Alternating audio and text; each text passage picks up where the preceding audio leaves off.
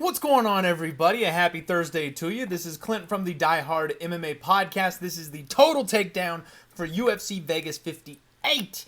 We're talking these fights on Saturday from a totals perspective, going overs, going unders. Let's break it all down. Saeed Yakub Kakramanov taking on Robbie Lawrence. Total set at 2.5. The over minus 175. The under plus 155. This is one of those fights where I can't disagree with the over. Both fighters have shown to be durable and tough. However, both fighters have also shown some serious finishing upside. Saeed Yakub won his UFC debut by third round submission. Ronnie Lawrence has showed off some hands. You know, he had a rough fight against Manny Martinez his last time out where he looked like he was going to finish him early on. He also then showed that he could get rocked and hurt towards the end of it. So that was a very back and forth fight. This is one of those ones where I do think the over makes some sense. However, both guys are improving. They're both young. They're both explosive. Don't be shocked if somebody gets finished and this one goes under. I'm not touching it from a totals perspective. Lean over. Don't like the number. Carl Roberson taking on Kennedy Nzechukwu. Total set at 1.5. The over 1.5 is minus 185. The under 1.5 is plus 165. And I think this is your classic Kennedy over. He likes to drag his opponents into late, deep waters and drown them there. He's got a huge reach advantage in this spot, the natural 205-pounder. I think he'll be able to keep Carl Roberson at a distance and chip away at him, get this fight deep, and then kind of see what happens from there. However, Carl Roberson, he's a slick kickboxer. He's got hard leg kicks. He's extremely explosive. If he manages to get inside the range of Kennedy, there's going to be some potential for an upset. Kennedy has been hurt. He's been knocked out before. He's been wobbled by big power shots. Carl Roberson is a guy that can bring that to the table. It's another one that I don't feel comfortable laying the minus 185 to get over 1.5, but I do think that's the way that it heads. We do have Garrett Armfield filling in here to take on David Onama. No number yet for the total, but they did fight previously. They had an amateur fight together that, unless I'm mistaken, went all 15 minutes. So I do think this is a spot with a rematch, short notice. David Onama's come a really long way, but you got to think Garrett probably has also. These guys have already shared the cage for 15 minutes.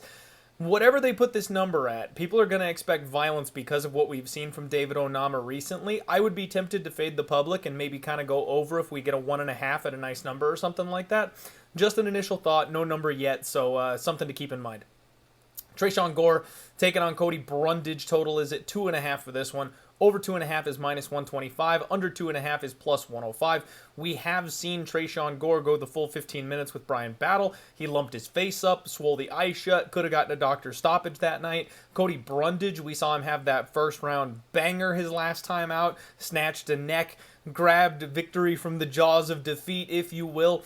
This is going to be a really fun fight. I do think that there is some violence potential here. I think Tresean Gore is the bigger hitter of these two men. I do think that Cody Brundage is going to be forced to put his grappling to the test here in this spot, but I also think Tresean Gore is the kind of fighter that can defend that grappling and keep this thing on the feet. So it all comes down, for me, whether or not Gore is able to find the button, because if he can hurt Brundage on the feet, I think he can put him away. I really think he can get a knockout here in this spot, but I also think that he can score the more significant strikes and keep this thing safe, almost the way that Chris Action Man Curtis did against Rodolfo Vieira in his last fight, where he doesn't quite get the finish, but it's apparent that he's being defensive and sound and kind of busts his opponent up for 15 minutes. I like the Tresean Gore side. I've already got a bet on him, so I will fully admit that. If Cody Brundage wins this fight, you got to think it's primarily a grappling-based victory. I don't know if he's good enough to submit Tresean Gore. I don't think he's knocking out Tresean Gore. So Brundage, I think, mostly has over equity in this spot.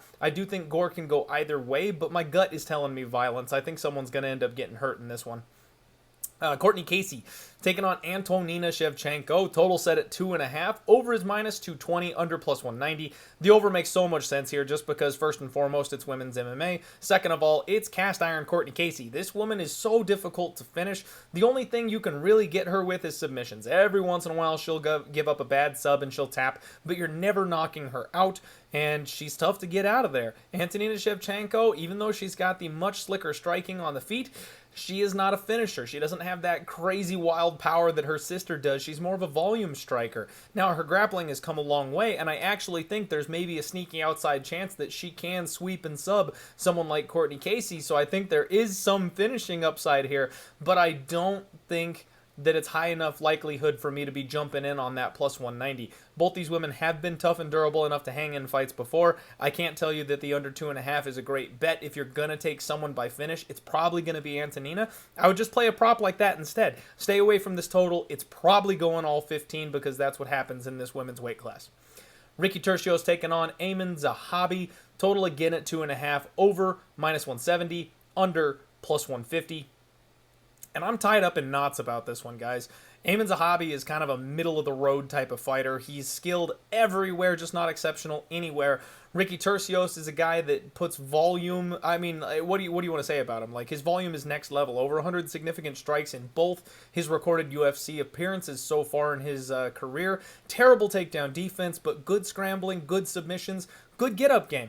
This is one of those ones where I think we've maybe got a sneaky violence type of spot. Tercios has been tough. He has been durable. But Armen Zahabi showed he's got serious power his last time out. If he connects right, he could put Tercios down. Tercios, I think, could snap up an armbar or something on Zahabi, but Zahabi's defense is fantastic. So another one where I think we could take that plus money on the under 2.5 for violence, but both these guys are tough enough or solid enough defensively, one or the other, to make this thing end up going over. So I guess if you make me pick one, I'm going to be safe and say over 2.5 at minus 170. Another one I don't want to lay that chalk on because I wouldn't be shocked if somebody finds the button. Jamie Mullarkey taking on Michael Johnson, and my favorite spot, my absolute favorite for this card, total set at 2.5. The over 2.5 is plus 150. The under 2.5 is minus 170. And by the way, did I forget to mention, these lines are brought to you by Superbook Sports, folks. Make sure you check out Superbook. It's the safest, most awesome online sports book I have ever seen. Reliable. They don't turn anybody away. The numbers are always good. The prop lines are always fantastic. Make sure you check them out. But they opened up this 2.5, and oh, baby, was it wrong. I think I got minus 130 at the beginning of the week. I've already bet violence here. I got under 2.5 at minus 135. And it has just been constant steam to that under ever since. I don't understand what they were thinking. Minus 170 to the under 2.5 now. I still like it. You might as well take it. Michael Johnson got hurt badly in round one his last fight. His durability is finally starting to slip. We know he's got fast hands. We know he's got good boxing. Jamie Mullarkey, this guy cooks people in the cage. He cranks up the intensity as they fade. So he's the exact type of fighter that is going to manage a finish, even if his opponent is somebody who's generally tough and durable. But he's coming off of a short turnaround after getting killed by Jalen Turner 4 months ago. I worry about Jamie Mullarkey's chin. He's another guy that forces the firefight. He is hittable, and he can be knocked out and hurt. That's the exact kind of person that Michael Johnson could put down in round one. I love this under. Like I said, already on it for a big bet. Beat the number by a mile. Can't wait for this one. I expect it to be done probably in the first minute or two of the second round. Nina Nunes taking on Cynthia Calvillo. Total set at 2.5 for this one. Over is minus 220. Under is plus 190. The over makes sense. If it wasn't for Cynthia Calvillo quitting on the stool between the second and third rounds of her last fight, she would have likely made it the distance against KGB, but she had nothing left to offer. She's a primary grappler who's fallen in love with her hands. Her boxing is good. Nina Nunes is a durable tank of a woman, and unless you are a world-class jiu-jitsu practitioner, you're not submitting her on the ground. So I just think the way these two match up, if Cynthia goes to the grappling, maybe she grinds out Nina Nunes. If this is a striking match, it's probably close, tight, and competitive. And if anybody's finishing with power, it would be Nina of the two, because we've seen Calvillo is just kind of tired of getting hit at this point in her career. Again, sneaky finishing upside, I think, for Nina Nunes, just because I question where Cynthia Calvillo is at this point in her career. I question whether or not she wants to be there. I question her heart after quitting on the stool and being finished in her last couple fights. I just don't think she wants it anymore, folks. But if she does come in renewed and focused and invigorated, she will be able to grind her way to a 15-minute decision. That's just the way these women's MMA fights goes. So I'm going to say over 2.5, although I don't like it. Next fight up, Chase Sherman taking on Jared Vanderaa. Total is at 1.5 for this one. Over 1.5 is minus 175. Under 1.5 plus 155. And I want that under 1.5 so badly. I can't quite get there, but I really do. Chase Sherman is solid in round one. This guy is aggressive. He comes out hard early, but he completely fades on himself and loses faith in himself once he doesn't get his opponent out of there in that first round. So then once round 2 starts up, he just kind of is a shell of himself. He's super hittable. He's a lot more tentative. Jared Vanderaa, he's not the best guy on the roster, but he's a BJJ black belt. He's got good solid volume, knows how to strike long. As long as he doesn't get killed in that first round, he probably takes this fight over, drags Chase Sherman to the ground, and then somehow finds a way to submit him down there. Or TKO him. Either way is fine. But I think Chase Sherman is actually live to hit and hurt Jared Vanderaa early in round 1. Both guys could finish under 1.5 plus 155 seems nice, except these heavyweight over 1.5s just keep hitting. Like, these guys, no matter what, manage to eke their way over that 1.5 rounds for some reason. Maybe it's because of respect. Maybe it's because they're careful, because they know how much power's on the other side. But it always seems like a smash and grab for round 1 finish, and it just never quite happens. So I would lean under 1.5. I think both guys have finish ability and can be finished. But again, I'm a little tentative on it because I got a feeling maybe it gets extended if one of these guys decides to grapple a little bit. Said Nurmagomedov taking on Douglas Silva de Andrade. Total set at 2.5. The over plus 100. The under 2.5 is minus 120. And this is a spot where I kind of want to fade everybody. I kind of like the over here, guys. Said Nurmagomedov is not your classic Russian grappler. He's more of a rangy kickboxer, right? He likes to play the outside, kick his opponents, control that range.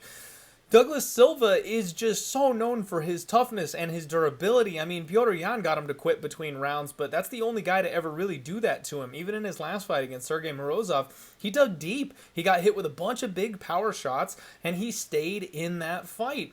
And then he came out and won the damn thing in the second round. I think Said is defensive enough and is a good enough grappler that he won't be able to pull that kind of a flip on the switch. I think Said will be able to manage the range and the distance and keep himself safe in the striking realm. So I do think we'll see a bit more of a technical match. And once these guys get into the grappling exchanges, I do think both are defensively sound enough to protect themselves, especially from the submissions that we see both of them snag onto their opponents.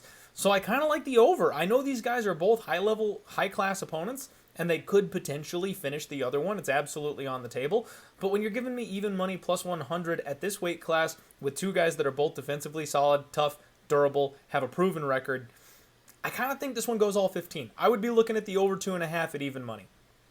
Armen Petrosyan taking on Caio Borralho. Total set at 1.5 for this one. The over minus 155. The under plus 135. And again, I'm looking over.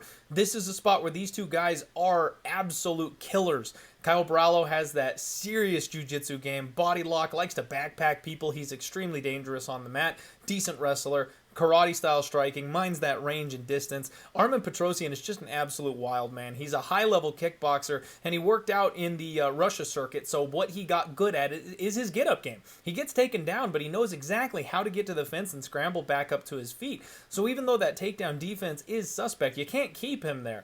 My concern is that someone like Borralho with the jiu-jitsu chops will be able to throw a body triangle on him and then keep him down that way, as opposed to being a top-heavy wrestling grinder, because those people have no success against Armen Petrosyan whatsoever. But I do think we're going to get a technical striking match, and while both guys are capable of finishing on the feet, they also are both elite-level prospects, in my opinion, who have shown toughness, durability, the willingness to stay in a fight and continue battling. That over 1.5 at minus 155 is kind of calling my name here. Main event time, Rafael Fiziev taking on Rafael dos Anjos. Rafael Fiziev taking on Rafael dos Anjos. Got to make sure we get those inflections right.